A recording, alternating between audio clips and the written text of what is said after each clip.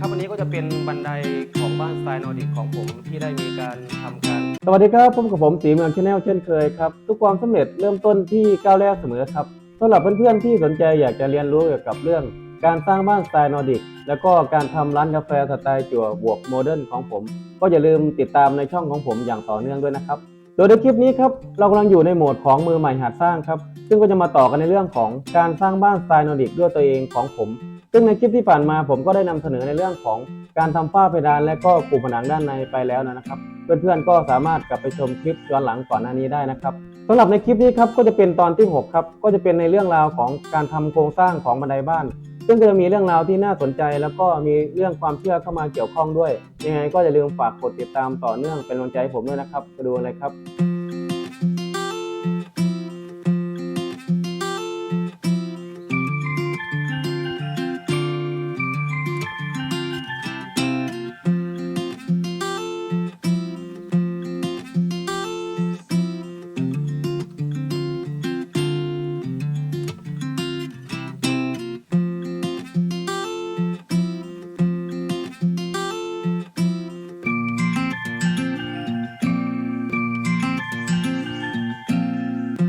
ก็จะเป็นโครงสร้างของ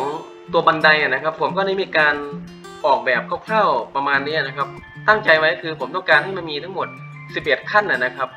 ก็ตรงนี้ก็จะขั้นแรกนะครับก็จะขึ้นมา1ขั้นมีชานพัก1ขั้นตรงนี้นะครับแล้วก็จะเดินขึ้นมาตรงนี้นะครับหักข้อซ้ายมาก็จะมีทั้งหมด7ขั้นนะครับก็จะมีชานพักตรงนี้นะครับแล้วก็มีขึ้นมาชั้น2เนี่ยนะครับอีก3ขั้นแล้วก็มาตรงพื้นชั้น2ตรงนี้นะครับรวมทั้งหมดก็จะมี11ขั้นแล้วก็2ชานพักนะครับทรงๆก็จะตามนี้เลยนะครับซึ่งความยากของมันก็คือมันต้องมีการมาคำนวณนะครับเดี๋ยวก่อนไปคำนวณเนี่ยอธิบายตัวเหล็กก่อนเหล็กที่ผมใช้นะครับผมก็จะใช้เสาทั้งหมด4ต้นนะครับตั้งตรงจุดตรงนี้ก็จะใช้เหล็ก4คูณ4หนา 2.0 มิลลิเมตรนะครับเพราะว่าต้องการรับน้ำหนักนะครับพอสมควรอยู่นะครับแล้วจะโครงนะครับโครงบันไดตรงนี้ก็จะใช้เหล็ก4คูณ2นะครับหนา 1.5 มิลลิเมตรนะครับแล้วก็ในส่วนของตัวชานพักด้วยนะครับก็จะใช้เหล็ก4คูณ2หนา 1.5 มิลลิเมตรเช่นเดียวกันนะครับไอตัวลูกตั้งลูกนอนเนี่ยผมก็จะใช้อยู่เหล็กที่2คูณ1หนา 1.2 มิลลิเมตรนะครับก็ถักอีกทีหน่อยนะครับเพื่อที่จะวางแผ่นพื้นนะครับระยะของบันไดลูกตั้งก็คือ 0.2 เมตรนะครับแล้วก็ลูกนอนก็คือ 0.25 เมตรอย่างที่เราเข้าใจกันที่ผมศึกษามานะครับก็ใช้ประมาณนี้ทีนี้ในการคำนวณเนี่ยมันก็ค่อนข้างที่จะลำบากพอสมควรอยู่นะครับเพราะว่าระยะเนี่ยมันไม่ได้เป๊ะเวลาเราทำนะครับเราจะวัดจากพื้นขึ้นไปเนี่ยผมก็เลยมาตีเป็นลักษณะแบบนี้นะครับก็ตรงนี้ครับขึ้นมา1ชั้นล่างนะครับขึ้นมาจากพื้น1ชั้นมาตรงชานพักแล้วก็ขึ้นมา7ชั้นนะครับมาตรงชานพักที่2แล้วขึ้นมา3ชั้นแล้วก็ค่อยก้าวขึ้นไปพื้นชั้น2นะครับซึ่งมันจะต้องคำนวณว่าจากระยะทั้งหมดเนี่ยเมื่อเรามาคำนวณใส่กับเหล็กที่เราใช้เนี่ยมันจะต้องมีการตัดที่เท่าไหร่เชื่อมที่เท่าไหร่นะครับก็จะออกมาทรงตามนี้นะครับก็คือจะได้ลูกตั้งอยู่ที่ 0.21 เมตรนะครับแล้วก็ลูกนอนอยู่ที่ 0.25 เมตรนะครับแล้วก็มาคำนวณว่าชั้นจากชั้นบันไดขั้นแรกเนี่ยขึ้นไปชานพักชั้น1เนี่ยจะต้องใช้ที่เท่าไหร่นะครับความสูงชั้น2จากชานพักชั้น1ขึ้นไปที่ชานพักชั้น2ใช้เท่าไหร่นะครับแล้วก็จากชานพักชั้น2ขึ้นไปพื้นชั้น2เนี่ยเท่าไหร่นะครับก็จะมาบวกกันก็จะได้ความยาวทั้งหมดอยู่ที่ 2.94 เมตรอย่างเงี้ยครับแล้วก็ถ้าเกิดมันไม่ได้ตามระยะเป็นจริงเราก็ไปบาลานซ์เอานะครับในแต่ละจุดนะครับครับตัวนี้ก็จะเป็นในส่วนของโซนบันไดนะครับก็จะจากชั้นล่างขึ้นไปชั้นบนนะครับก็อย่างที่เคยอธิบายในคลิปก่อนหน้านี้ก็คือของผมก็จะมีบันได11ขั้นนะครับก็ตรงนี้1นะครับบวกตรงนี้7นะครับเป็น8แล้วก็บวกอีกตรงนี้ก็จะเป็น3เป็น11นะครับแล้วก็จะมี2ชานพักที่1แล้วก็ชานพักที่2นะครับก็เราก็จะหลังจากที่ผมปูผนังด้านในนะครับหมดแล้วผมก็จะมาปูแผ่นบันไดนะครับซึ่งแผ่นบันไดผมก็จะใช้ในส่วนของตัวไม้พื้นเชื้อรานะครับตรงนี้ หนาอยู่ที่ 25 มิลลิเมตรนะครับธรรมดาคือถ้าเราซื้อตัวที่มันเป็นบันไดสำเร็จเลยก็มีครับแต่ว่าผมว่ามันแพงผมก็เลยไปซื้อไม้พื้นมาแล้วผมจะตัดนะครับทั้งหมดอย่างแผ่นนึงเนี่ยได้3ท่อนละเมตรเพราะความยาวตัวนี้มัน3 เมตรนะครับสำหรับความกว้างของบันไดของผมก็คือออกแบบไว้ที่1 เมตรนะครับเนื่องจากว่าพื้นที่บ้านค่อนข้างจำกัดนะครับผมก็เลยออกแบบความกว้างแค่1 เมตรแต่โดยทั่วไปก็คือบางทีก็ออกแบบที่ 1.2 เมตรก็มีนะครับเพื่อให้เดินสะดวกนะครับแต่ว่าของผมเองก็คือออกแบบประมาณนี้นะครับในส่วนของตัวลูกตั้งนะครับลูกตั้งจากตรงนี้นะครับจุดนี้ถึงนี้ก็คือสแตนดาร์ดมาตรฐานก็คือต้องสูงอยู่ที่ 20 เซนติเมตรนะครับแล้วก็บวก 20 เซนติเมตรนี่คือต้องบวกตัวแผ่นไม้ที่จะปูไปด้วยนะครับฉะนั้นการออกแบบก่อนเชื่อมเนี่ยนะครับจะต้องมีการเผื่อระยะไว้ด้วยนะครับอันนี้ก็ของผมเองก็จะมีการถักในแต่ละขั้นนะครับโดยใช้เหล็ก2x1นะครับตัวนี้ถักไว้เพื่อความแข็งแรงส่วนตัวลูกนอนเนี่ยตามมาตรฐานก็คือจะต้องกว้างอยู่ที่ 25 เซนติเมตรนะครับเราก็จะใช้แผ่นไม้บันไดนะครับมาปูด้านบนอย่างเงี้ยฮะปูแต่ละขั้นไปแต่ว่าความกว้างต้องอยู่ที่ 25 เซนติเมตรนะครับตามมาตรฐานเพื่อทำให้เราเดินได้สะดวกขึ้นนะครับชั้นล่างของผมนี้ผมก็จะมีการออกแบบห้องใต้บันไดไว้ด้วยเพื่อเก็บของนะครับก็จะมีการใช้เหล็กถักแล้วก็เดี๋ยวผมก็จะใช้ปุผนังใช้สมาร์ทบอร์ดในการที่จะปิดไว้ด้วยครับอันนี้ก็เป็นช่องประตูครับวันนี้ผมก็พามาดูในเรื่องของการปูแผ่นพื้นบันไดบ้านสไตล์นอร์ดิกของผมนะครับซึ่งก่อนหน้านี้ผมก็ได้มีการอธิบายในเรื่องของการทำโครงเข้าของตัวบันไดนี้ไปแล้วนะครับก็มีทั้งหมด11ขั้นแล้วก็2ชานพักรวมไปถึงว่ามีการใช้เหล็กอะไรบ้างในการเชื่อมนะครับสำหรับในครั้งนี้ครับผมก็จะมาอธิบายในเรื่องของการปูแผ่นพื้นบันไดนะครับทั้งลูกตั้งและก็ลูกนอนนะครับอันนี้ก็คือเขาเรียกว่าลูกนอนนะครับที่เราเหยียบตรงนี้ที่เป็นแผ่นไม้พื้นบันไดนะครับแล้วตรงนี้ก็จะเป็นลูกตั้งนะครับในส่วนของมาตรฐานนะครับของการทำลูกตั้งนะครับก็จะมีความสูงอยู่ที่ 20 เซนติเมตรนะครับก็คือจากตรงนี้ถึงจุดนี้นะครับถึงผิวบันไดตรงนี้เลยนะครับแล้วก็ตัวนี้ก็เป็นลูกนอนนะครับก็จะมีขนาดสแตนดาร์ดความกว้างอยู่ที่ 25 เซนติเมตรนะครับซึ่งตัวลูกตั้งนะครับอธิบายลูกตั้งก่อนตัวลูกตั้งผมตรงนี้ครับผมก็จะใช้การปิดนะครับโดยใช้แผ่นสมาร์ทบอร์ดของตาเพชรนะครับก็ใช้ตัวแผ่นขนาด 1.2 คูณ 2.4 เมตรหนา 8 มิลลิเมตรนี่แหละครับมาปิดนะครับต้องมีการตัดใช้หินเจียในการตัดนะครับเราต้องทำลูกตั้งก่อนนะครับทั้งหมดแล้วก็ค่อยมาทำตัวลูกนอนนะครับอันนี้คือลูกนอนนะครับตัวลูกนอนตรงนี้ที่ผมเคยอธิบายไปก็คือผมก็จะใช้ไม้พื้นของเชอร่าบอร์ดนะครับก็ขนาดอยู่ที่ความกว้างตรงนี้ครับ25 เซนติเมตรนะครับความหนาตรงนี้อยู่ที่ 25 มิลลิเมตรนะครับแล้วก็ตัวความยาวของไม้ตัวนี้ก็คือ3 เมตรผมก็มาตัดให้ได้1 เมตรเพราะว่าผมออกแบบโครงบันไดของผมเนี่ยให้มีขนาดแค่1 เมตรนะครับโดยทั่วไปก็อาจจะมี 1.2 เมตรบ้างนะครับแต่ผมคือพื้นที่จำกัดก็เลยออกแบบแค่1 เมตรนะครับก็จะเอามาทำการปูลักษณะนี้นะครับซึ่งก็จะมีการเนี่ยยิงตัวลูกตั้งไปก่อนทั้งหมดนะครับแต่ละขั้นนะครับแล้วก็ค่อยมายิงตัวลูกนอนนะครับลูกนอนอย่างนี้อันนี้นะครับก็ใช้สกรูในการยิงนะครับสกรูส่วนใหญ่ที่ผมใช้ผมก็จะใช้ของตัวโปรแฟสนะครับและส่วนใหญ่นะครับอันนี้ก็ไม่ได้โฆษณานะครับก็ผมก็จะใช้ยี่ห้อนี้นะครับแล้วก็ในส่วนของตัวเนี่ยครับตัวชานพับที่1ก็จะมีการปูไปลักษณะนี้นะครับแล้วก็ยิงสกรูนะครับก็เดินขึ้นมาก็จะออกเป็นทรงลักษณะนี้แต่ว่าก่อนที่เราจะทำการปูแผ่นพื้นบันไดเนี่ยเราจะต้องมีการเนี่ยนะฮะก็คือต้องมีการยิงแผ่นสมาร์ทบอร์ดด้านข้างก่อนนะครับทั้งหมดก่อนถึงจะปูนะครับแล้วก็ด้านข้างอันนี้ต้องเก็บด้วยนะอันนี้ยังไม่เสร็จนะครับก็ถ้าขึ้นมานะครับเราก็จะเดินขึ้นมาอย่างนี้ครับอันนี้ทำยังไม่เสร็จนะครับเดี๋ยวมาทำต่อตรงชานพักที่2เนี่ยผมก็ยังไม่ได้ทำนะครับต้องรอในเรื่องของการทำตัวแผ่นสมาร์ทบอร์ดที่เป็นผนังเนี่ยทำการปิดให้หมดก่อนนะครับแล้วก็จะเป็นตรงนี้ครับ เป็นหักข้อมาด้านซ้าย ก็จะมีทั้งหมด3ขั้นที่ผมอธิบายไปแล้วก็จะขึ้นมาตรงชั้น2นะครับในเรื่องของการทำบันไดบ้านนะครับผมก็ได้ยินมาเหมือนกันว่าโบราณก็มีการกล่าวไว้เหมือนกันครับว่าการออกแบบบันไดบ้านเนี่ยมันจะต้องออกแบบให้ขั้นบันไดเนี่ยเป็นเลขคี่นะครับเพราะว่าเขาถือว่าบันไดคี่เนี่ยคือคนเป็นแต่บันได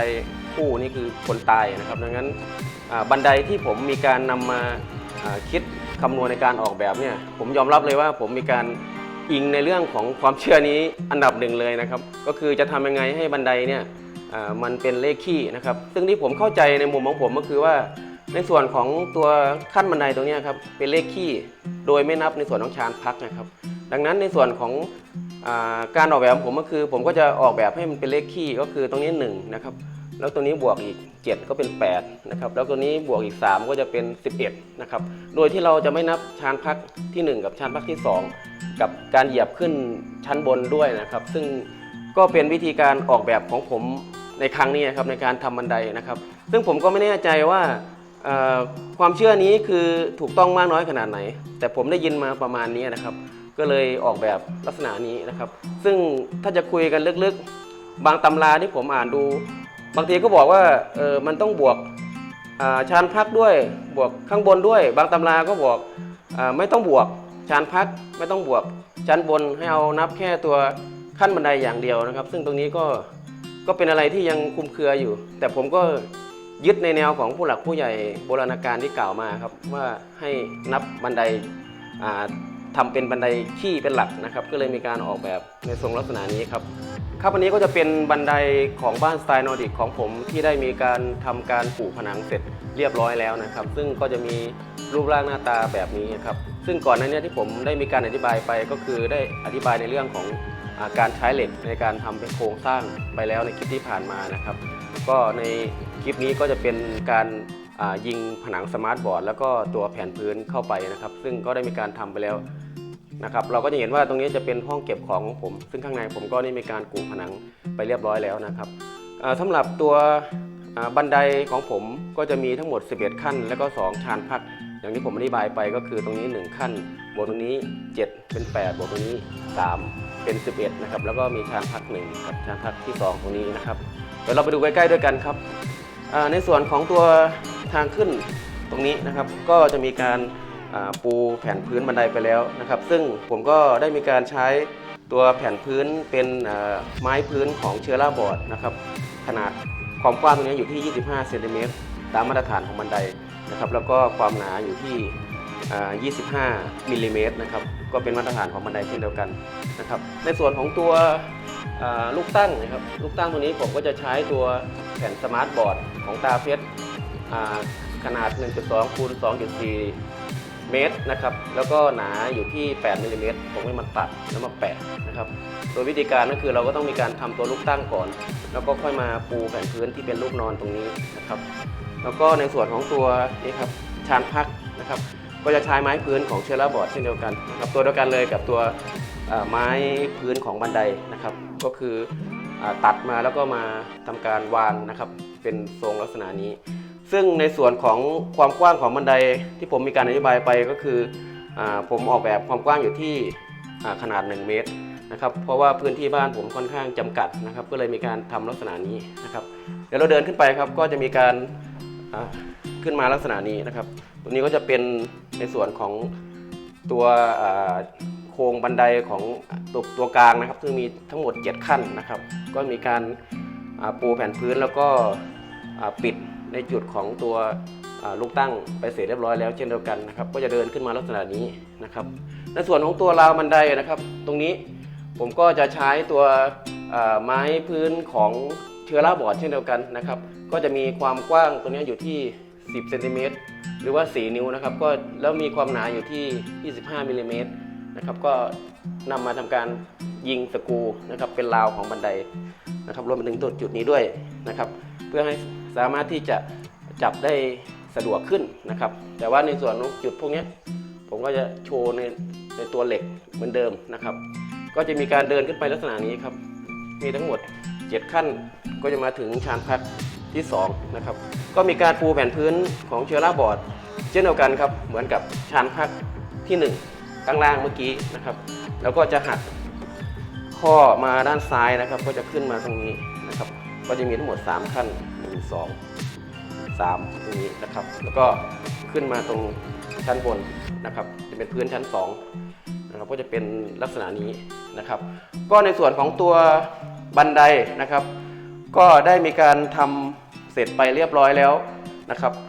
สักประมาณ 90% เพราะว่ายังเหลือในเรื่องของการเก็บรายละเอียดตกแต่งทาสีอยู่นะครับก็เดี๋ยวค่อยมาทำในลำดับถัดไปนะครับอันนี้ก็เป็นในเรื่องของภาพรวมของการทำบันไดบ้านสไตล์นอร์ดิกของผมนะครับซึ่งได้มีการออกแบบเองนะครับก็เลยค่อนข้างที่จะได้ประมาณนี้นะครับอาจจะ